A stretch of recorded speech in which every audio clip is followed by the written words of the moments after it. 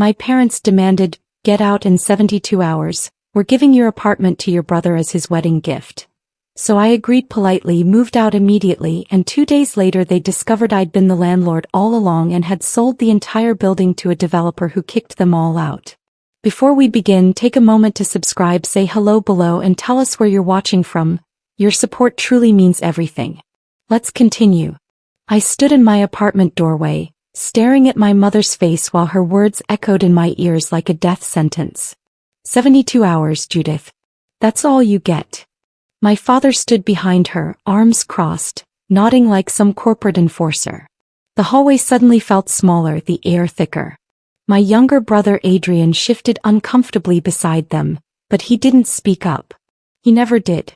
"You're joking," I said, my voice surprisingly steady despite my heart hammering against my ribcage. The afternoon light streaming through the window behind me cast long shadows across their faces, making them look like strangers. Maybe they always were. "Do we look like we're joking?" Mom snapped, her perfectly manicured nails tapping against her designer purse. "Adrian is getting married in 3 months. He and Tiffany need a place to start their lives together. This apartment is perfect for them." I glanced around the space I'd called home for 5 years. The exposed brick I'd spent weekends restoring. The kitchen where I'd learned to cook my grandmother's recipes. The window seat where I'd cried, laughed, and rebuilt myself after my divorce. "This is my home," I whispered. "It's family property," Dad interjected, his voice cold and final. "And family takes care of family. Adrian is starting a new chapter. You've had your turn." The way he said it made my stomach turn. Like I was some expired product taking up valuable shelf space. Like the years I'd spent here, the rent I'd paid faithfully every single month, meant absolutely nothing. "I've been paying rent here for 5 years, I said, forcing myself to breathe slowly. My hands trembled slightly, so I shoved them into my pockets. The familiar scent of my vanilla candles mixed with the sharp perfume Mom always wore, creating a nauseating combination. $1,500 every month. Never missed a payment. Never been late. Adrian finally spoke, his voice weak and apologetic. "Come on, sis, don't make this harder than it needs to be. You know how important this is for me and Tiffany. We need to start fresh somewhere nice." Something inside me cracked. Start fresh? Adrian, you're 26 years old. You've never held a job for more than 8 months. You still have Mom doing your laundry. The words poured out before I could stop them, years of resentment bubbling to the surface like lava. "And now you want my home as a wedding gift? How dare you?" Mom's voice cut through the air like a whip. Her face flushed red, that vein on her forehead pulsing the way it always did when she was angry. "After everything we've done for you. We gave you this place when you were going through your divorce, when you had nothing. And this is the gratitude we get." I laughed, a hollow, bitter sound that surprised even me. "Gave me? I've paid $90,000 in rent over 5 years, Mom. $90,000. The confrontation triggered something deep in my memory, pulling me back 7 years to my grandmother's funeral. I was standing in her kitchen, the same kitchen where she taught me to make peach cobbler every Sunday. My mother had pulled me aside, her face softer than, almost kind. "Your grandmother left you something," she'd said, pressing a manila envelope into my hands. "But you need to be smart about this, baby girl. Don't let anyone know what's inside. Not even your husband." The way she'd emphasized, "Not even your husband," should have been my first warning. But grief had clouded my judgment, made me trust where I shouldn't have. Inside that envelope were property deeds, bank statements, and a handwritten letter from Grandma. "Judith, baby, I've watched your mama treat you like second best your whole life. This building, these properties, they're yours. All of it. Make something of yourself. Don't let anyone diminish your light." Her words were written in shaky cursive, probably one of the last things she'd ever written. The building. The same building where I now stood, arguing with my parents about an apartment I'd secretly owned all along. Grandma had left me not just this unit, but the entire 4-story brownstone in the historic district. 8 units total. Prime real estate. I'd kept it quiet during the divorce, transferred it into an LLC with a lawyer Grandma had recommended. My ex-husband never knew. Back in the present, I looked at my parents with new eyes. They had no idea. For 5 years, I'd played the role of grateful daughter, collecting rent from myself through my property management company, letting them believe they owned this place. The irony was almost beautiful. My father continued his lecture, oblivious to the truth. We've decided to give you 3 days to pack your things and find somewhere else to go. That's more than generous, considering your family. We could have just changed the locks. His words were clinical, businesslike, as if he were firing an underperforming employee rather than displacing his daughter. I tilted my head studying them both. My mother's Chanel suit probably cost more than most people's monthly rent. My father's Rolex caught the light, gleaming, expensive and cold. Adrian stood there in his Supreme hoodie and Jordan sneakers, looking everywhere except at me. They all looked so certain, so righteous in their cruelty. Okay, I said simply. The word hung in the air like smoke. They'd expected a fight, tears, begging. My mother's eyes narrowed suspiciously. Okay, she repeated. Just like that. Just like that, I confirmed, my voice steady now, almost serene. A strange calm had settled over me, the kind of clarity that comes when you finally see people for exactly who they are. You want me out in 72 hours? I'll be out in 48. The next morning I called my lawyer, Raylan Copeland, a sharp woman in her 60s who'd been handling grandma's affairs for decades. Raylan, it's time, I said, standing by my window watching the city wake up. The sunrise painted everything gold and pink, beautiful and bittersweet. I want to sell the building. Find me a developer who can close fast and who won't negotiate existing leases. Are you sure? Raylan's voice was careful but knowing.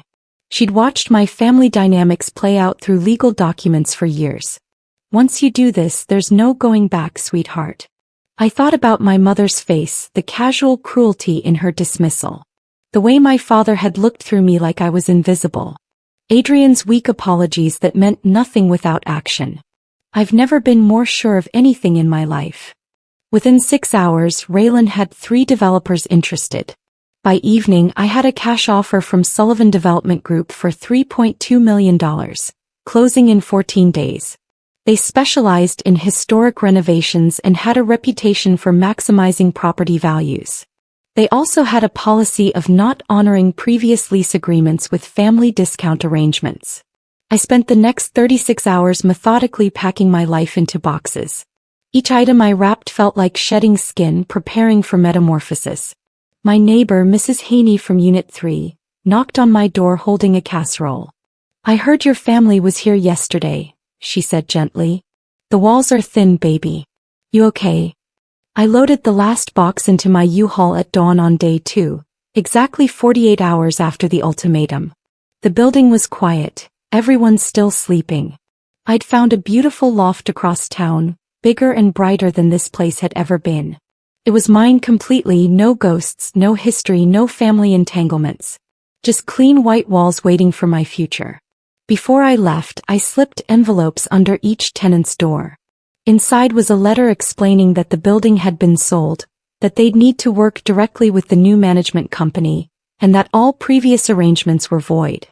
I'd included the developer's contact information and my lawyer's number. Mrs. Haney would be fine, her lease was standard and legal.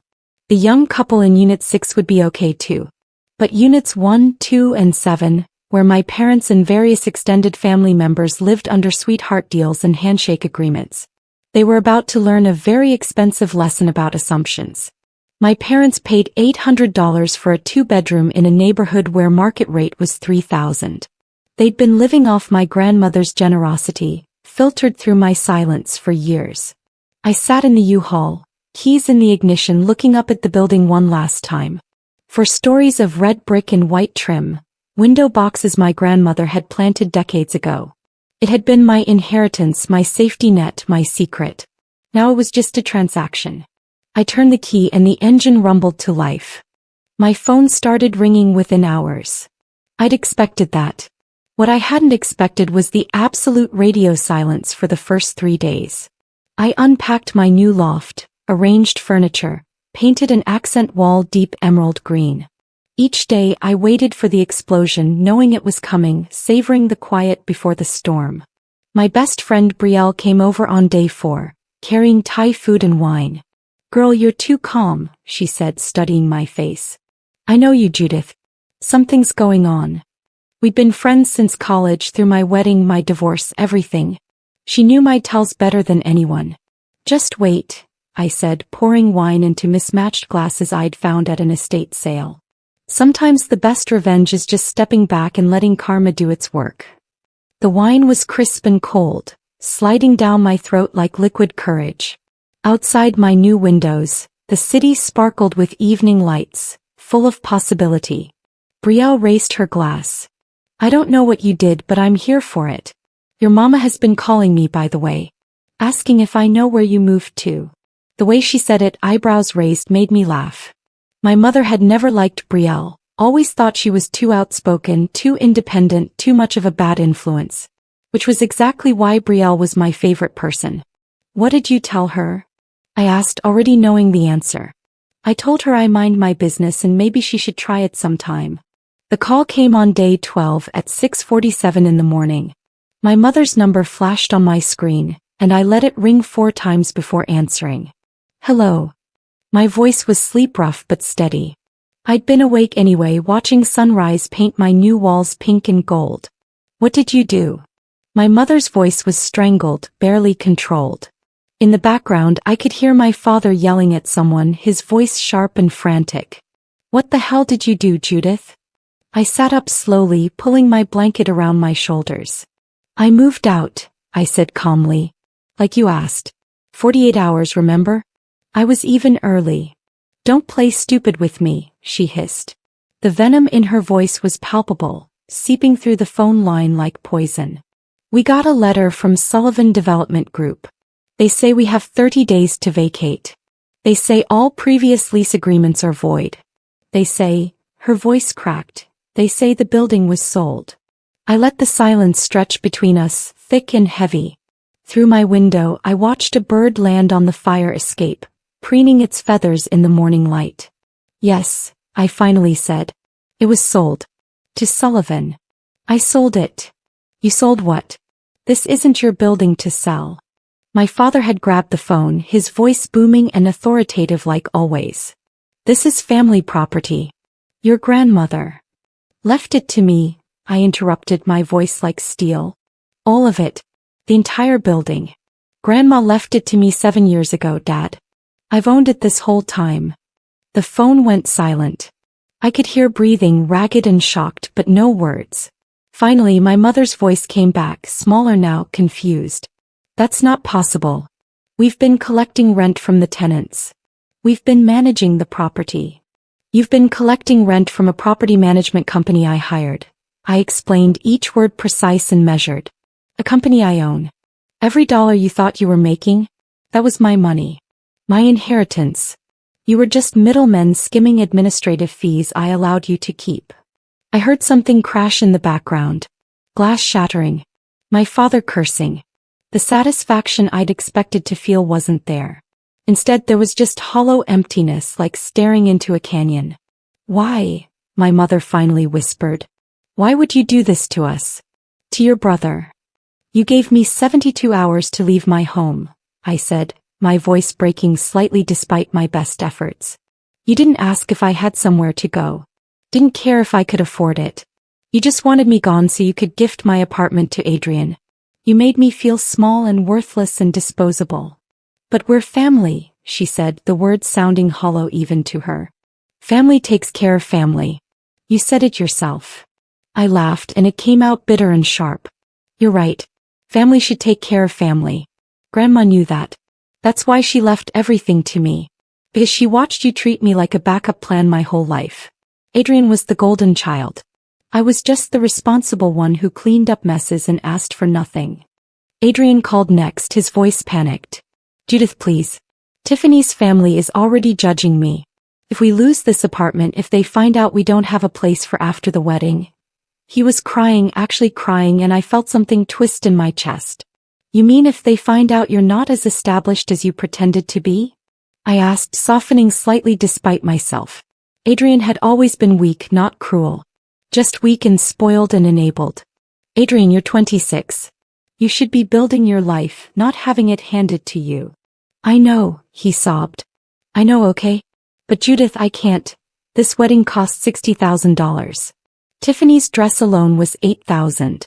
Her parents think I'm some kind of real estate heir. If this falls apart, she'll leave me.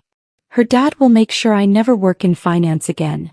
The desperation in his voice was real, raw, human.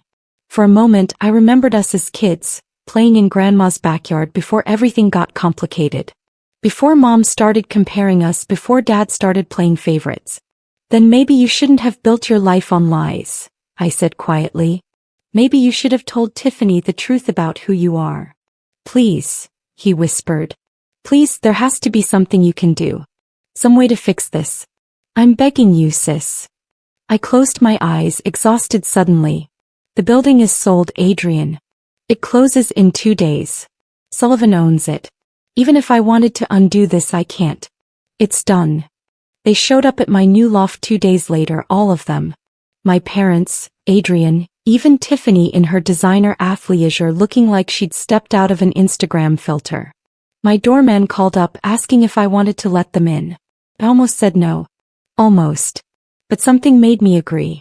They stood in my living room, looking around at my new space with barely concealed judgment. My mother's eyes lingered on the exposed pipes, the industrial fixtures, the art I'd hung. This is what you left us for? She said, disdain dripping from every word. This warehouse. This is what I chose for myself, I corrected, standing tall.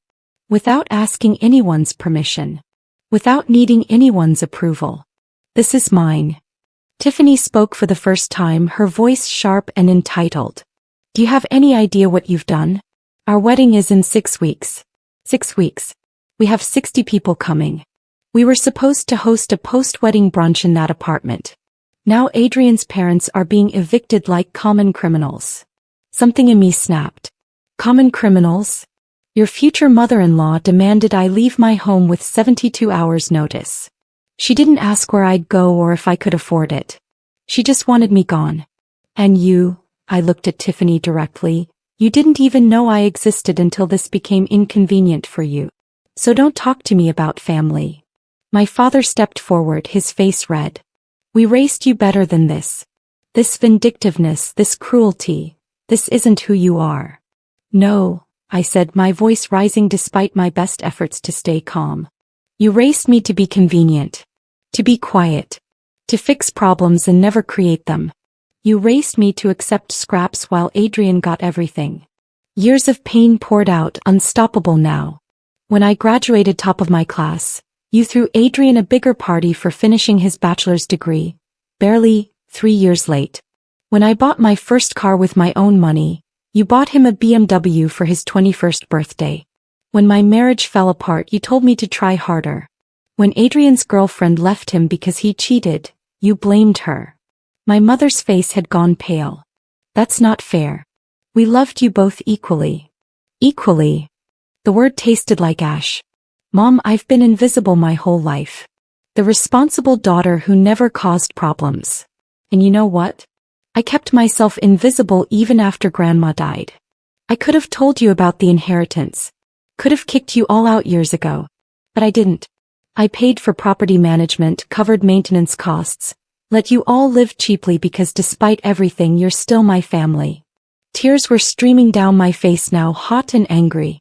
And the moment you thought you had power over me, you tried to throw me out like garbage. So no, Dad, you didn't raise me to be this. You forced me to become this. Adrian sank onto my couch, head in his hands. Tiffany stood frozen, probably recalculating her entire relationship. My parents just stared at me like I was a stranger. Maybe I was.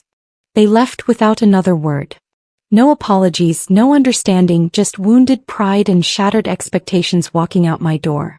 I watched them go from my window, for people getting smaller and smaller until they disappeared around the corner. The Sullivan deal closed the next day.